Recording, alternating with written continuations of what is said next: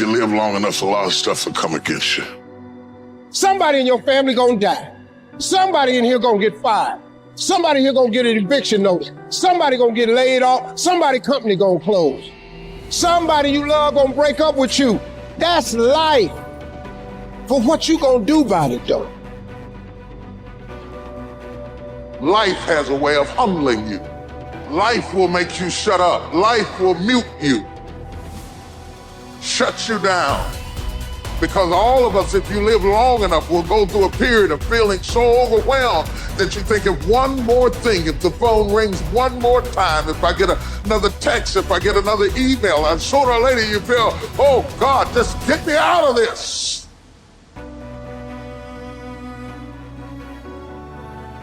If somebody came and knocked you down, boom, and ain't nothing you can do about it. But if I come back a week later and you still on the ground, we got a problem. And some of you say, Eric, it ain't my fault. You right.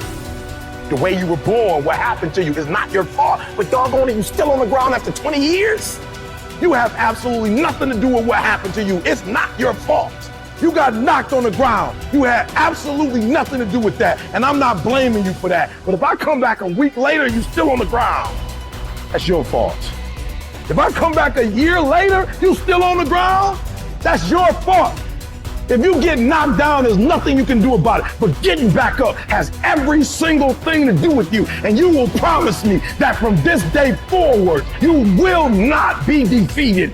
You don't belong at the bottom, and it's time for you to get your butt from down there. It's time for you to stop being comfortable at the bottom. Get your butt up and get to where you're supposed to be.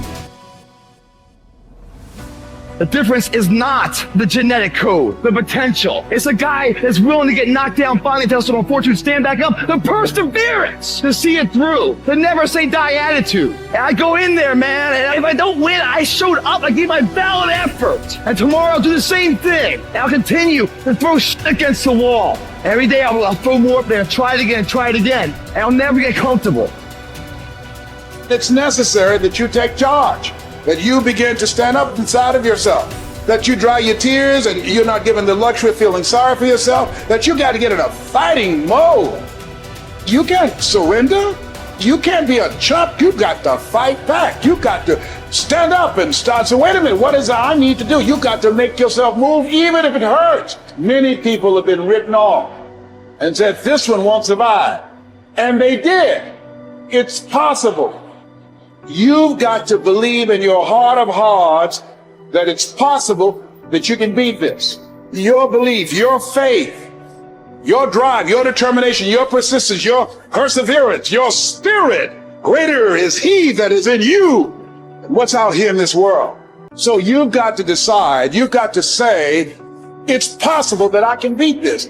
And it's necessary that I do this. In spite of the pain and the conditions, you've got to mobilize your mind and your spirit. There's nothing as powerful as a made-up mind. You want affirmation? Look yourself in the mirror and say, I think I can. I think I can. I think I can. I know I can. You're built to walk uphill. And when you reach the pinnacle of the hill, you want to stop and appreciate the vision. But the next thing you want is a higher hill in the distance, because it's the uphill climb that it's from the uphill climb that we derive our value. And I mean this technically. So almost all the positive emotion we feel, especially the emotion that fills us with enthusiasm, and that's to be filled with the Spirit of God, by the way, because that's what enthusiasm means. That's experienced in relationship to a goal.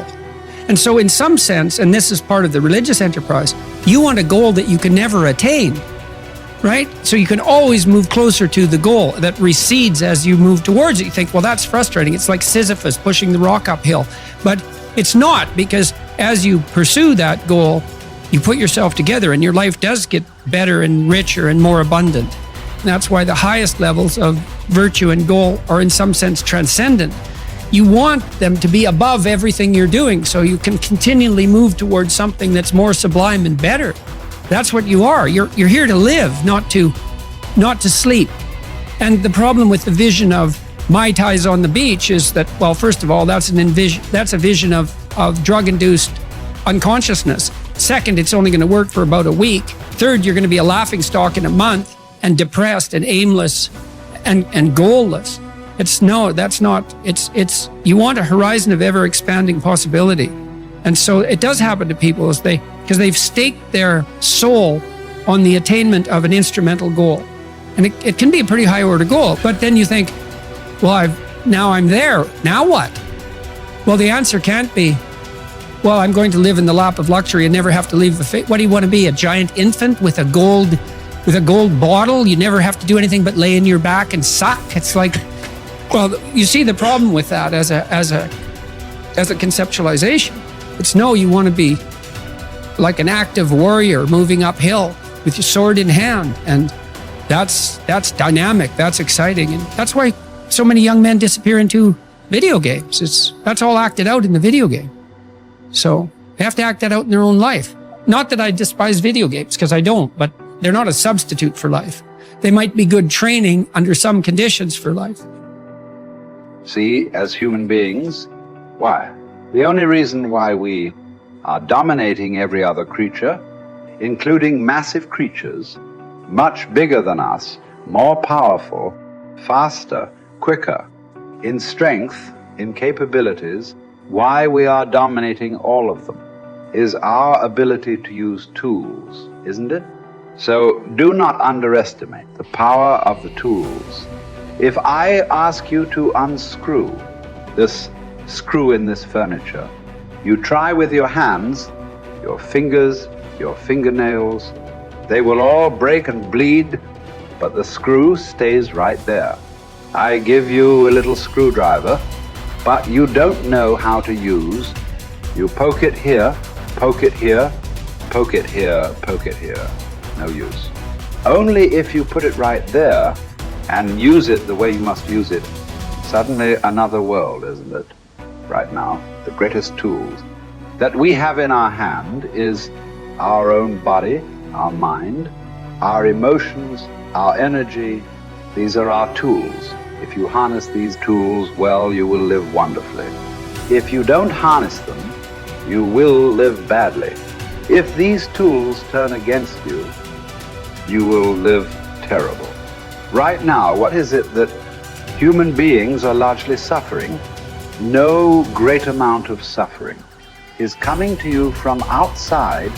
Everything is on self-help, isn't it? Poking yourself. Why? Because we gave you a sharp mind. If we had given you the brains of an earthworm, you would also be very peaceful. But to develop this level of cerebral capability, it took millions of years of evolution to get you here, isn't it? I want you to just imagine from a single-celled amoeba to make you like this, how much work. And now you suffer this result. Essentially, what you're suffering is your own cerebral activity, isn't it? You have an intelligence for which you don't have a stable enough base, so it's poking you.